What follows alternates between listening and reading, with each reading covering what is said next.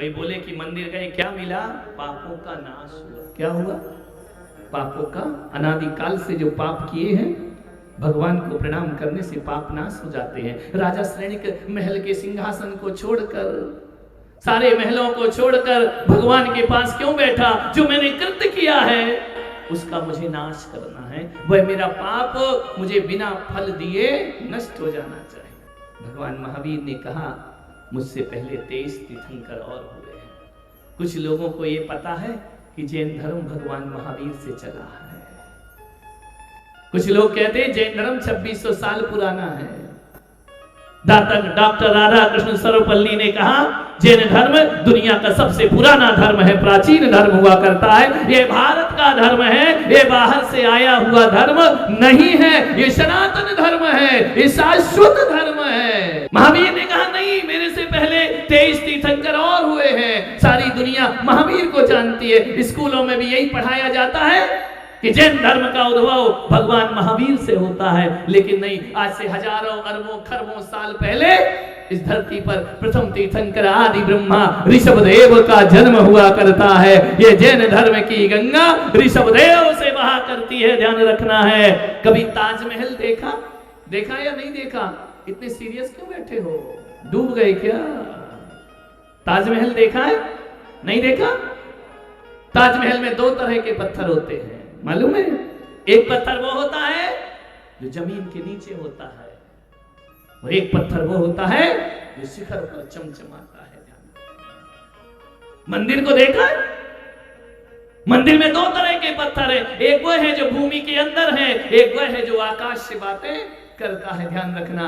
एक बात बताओ, जब मंदिरों में जाते हो तो तुम्हें आकाश का पत्थर दिखाई देता है या भूमि के पत्थर दिखाई देते हैं? बोलिए, जमीन के पत्थर या शिखर का पत्थर दिखता है? बोलो, शिखर का दिखता है ना? तो महावीर जैन धर्म के शिखर के पत्थर हैं, तो ऋषभदेव जैन धर्म की नींव के पत्थर हुआ करते हैं। नींव के पत्थर। एक बात बताऊं, यदि नींव का पत्थर खसक जाए तो ऊपर का ठहरता है क्या?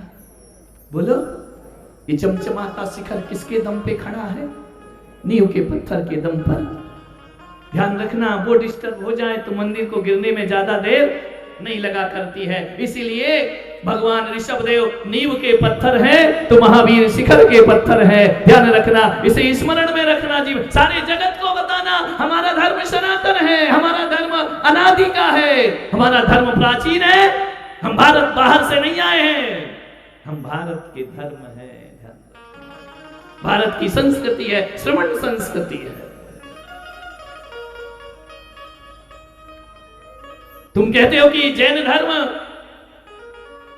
अभी आपने टीवी के माध्यम से सोशल मीडिया में सुना होगा ना, ये जैन लोग, ये बौद्ध लोग ऐसे ही हैं, बाहर से हैं। उन संत को शायद ये पता नहीं है कि जैन धर्म शाश्वत सनातन धर्म हुआ करता है। तुम तो दूसरे की बात करते हो मेरे भाई। अभी कथा आपको बताएगी, इस देश जिसे आर्यावर्त कहा जाता था, यह देश जिसे भरत क्षेत्र कहा गया, आर्यावर्त पहला नाम है इसका। लेकिन ऋषभ पुत्र भरत चक्रवर्ती जब आते हैं ना, तो इस देश को भरत अपने जीवन से, अपने चरित्र से इस देश को भारत नाम प्रदान किया जाता है। ध्यान रखिए, ये मैं नहीं कह रहा हूं, ये श्रीमद् भागवत कह रही है। 5वां सर्ग पढ़िए। ऋषभदेव का इतना सुंदर वर्णन भागवत जी में कहा है। सनातन परंपरा का एक पूज्य ग्रंथ है भागवत। भागवत कथाएं होती हैं, ऋषभदेव का चरित्र, ऋषभदेव का वैभव भागवत ग्रंथ में जाकर के देखा। ऋषभदेव की तपस्या को देखकर भागवतकार कहते हैं कि ऋषभदेव जैसी तपस्या केवल ऋषभदेव ही कर सकते हैं, दुनिया में किसी और की ताकत नहीं। उनके पुत्र से इस देश का नाम भारत पड़ा है। कथा शुरू नहीं हुई है अभी, मुझे भगवान ऋषभदेव का चरित्र सुनाइए। सब बोलिए, सबको सुनाई दे रहा होगा। आनंद के साथ भगवान का पावन चरित्र है। आए काल चतुर्थ वही पल, आए काल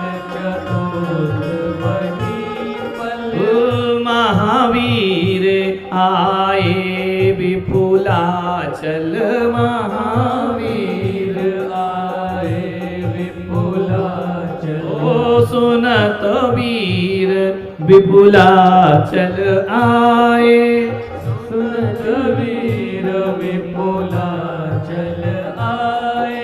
सैनिक महाराजा उठ धाए।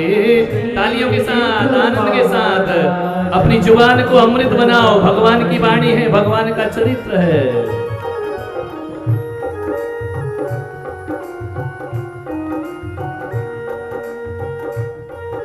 जय हो। ओ पूछ सैनिक वचन सवारे, पूछ सैनिक वचन सवारे। कवन हेतु प्रभु यहाँ पधारे, कवन हेतु प्रभु यहाँ पधारे। सैनिक ने पूछा, भगवान कैसे हमारी नगरी में आपका आगमन हुआ, कैसे राजा गृही में आप समोषण लेकर आए भगवान। देख अनुग्रह पा अनुशासन, देख अनुग्रह पा अनुशासन। गौतम गणधर बोले तत्क्षण, गौतम गणधर बोले तत्क्षण। हमारे यहाँ एक वो है ना, वो बहुत अच्छा गाता है। तालियां जय हो। बोलो ऋषभदेव भगवान की जय हो, केसरिया लाल की जय हो। तालियां जय हो, मीठी मीठी तालियां बजाइए।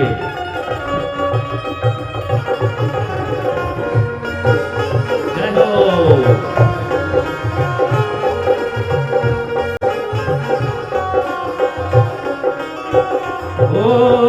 किए समस्त पुराण उजागर, किए समस्त पुराण उजागर।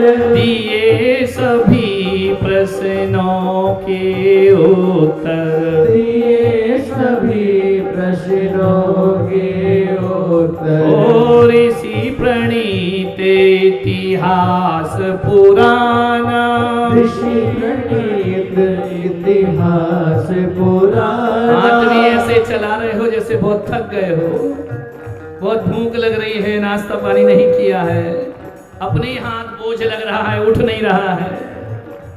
जय हो पंचम काल की भक्तों की, जैसे बड़ा एहसान किया जा रहा है भगवान की वाणी का। आनंद में उमंग में डूब जाना चाहिए। भगवान की पावन कथा पापों का नाश करती है। जो श्रवण कर लेता है, कहा जाता है कोयल तो क्या, भगवान की कथा किसी कर्कश कौवे से भी सुनो तो भी जीवन में आनंद समेट लेना चाहिए। जय हो।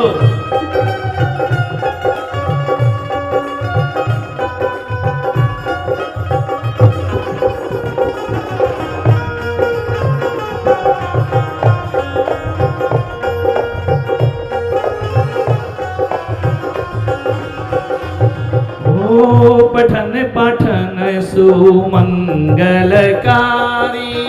पठन पाठन सुमंगलकारी।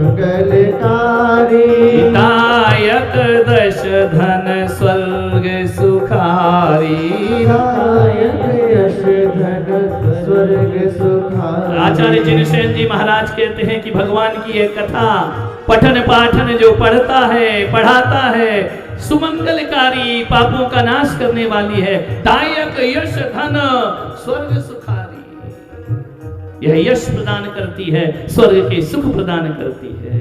यो पुराण नित पढ़े पढ़ावे, पुराण नित पढ़े पढ़ावे। कर्मों की निर्जरा करावे, कर्मों की निर्जरा करावे। सदावर्त सदाचार का बोधक सम्यक ज्ञान, सदा जगत जयशील है पावन आदि पुराण। गण गणित चमकते रवि सा नहीं प्रकाश, क्यों पुराने जगत के आध्यात्मिक आकाश। 11:15 बज रहे हैं। हमने आज आह्वान किया है केवल महाराज श्रेणी का। आकर उन्होंने भगवान से प्रश्न किए और कथा का पुण्य, कथा की महिमा का वर्णन हुआ। कौन था मैं? किसी के लिए खाली सूखा भूखंड, तो किसी के लिए मुंबई से अहमदाबाद के बीच आने वाला सिर्फ एक जमीन का टुकड़ा।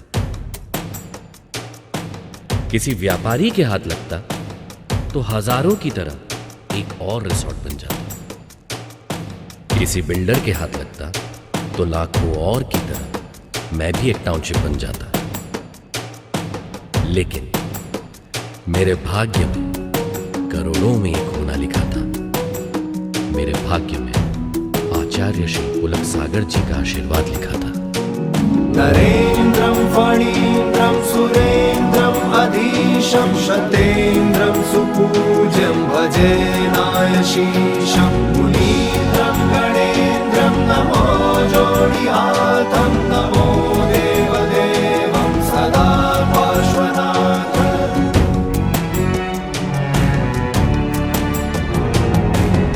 मौन था मैं स्वर्ग कहाँ से आया, खाली भूखंड को दे दी उसने काया।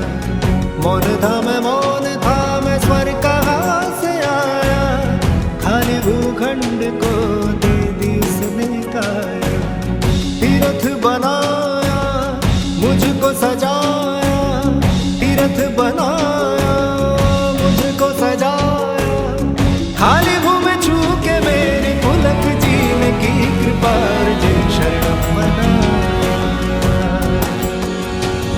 तीर्थधाम जिन शरणम यही त्रिकाल 24 छात्रवास जिन शरणम यही है निर्जरा कुटी, यही है ध्यान मंदिर सामयिक गुफा, यही नवग्रह जिनालय त्रिमूर्ति भी दिखे यही।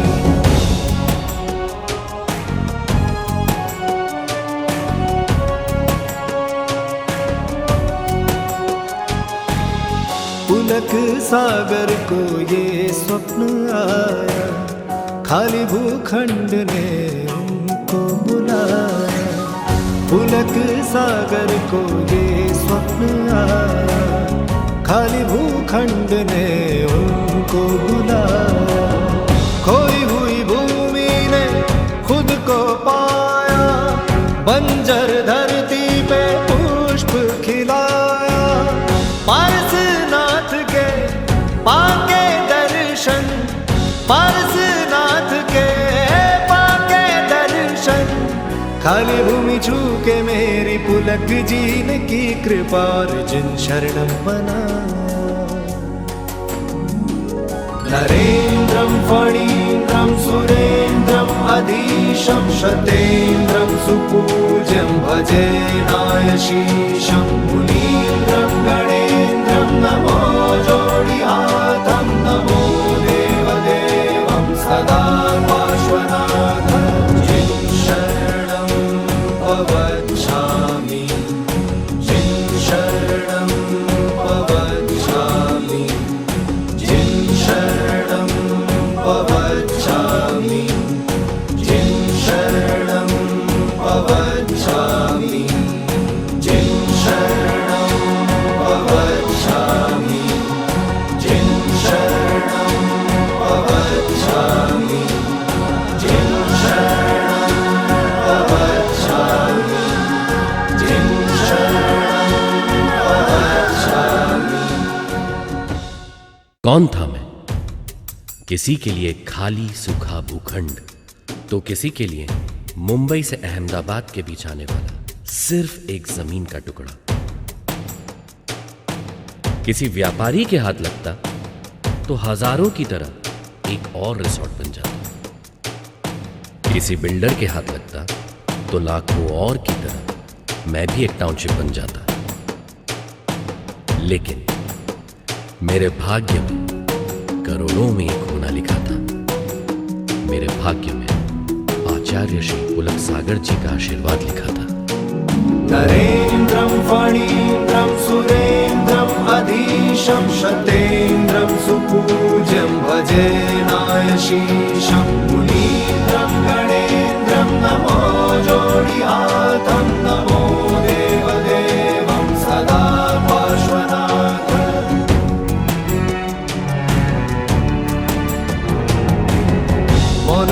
मौन था मैं स्वर कहाँ से आया, खाली भूखंड को दे दी उसने काया। मौन था मैं स्वर कहाँ से आया, खाली भूखंड को दे दी उसने काया। तीर्थ बनाया मुझको सजाया, तीर्थ बनाया मुझको सजाया।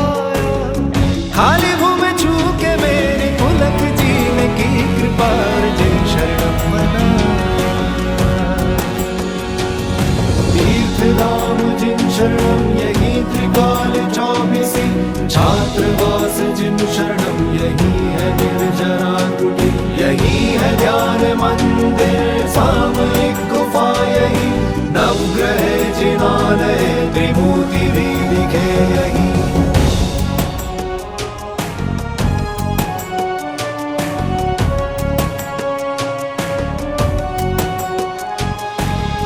पुलक सागर को ये स्वप्न आया, खाली भूखंड ने उनको बुलाया।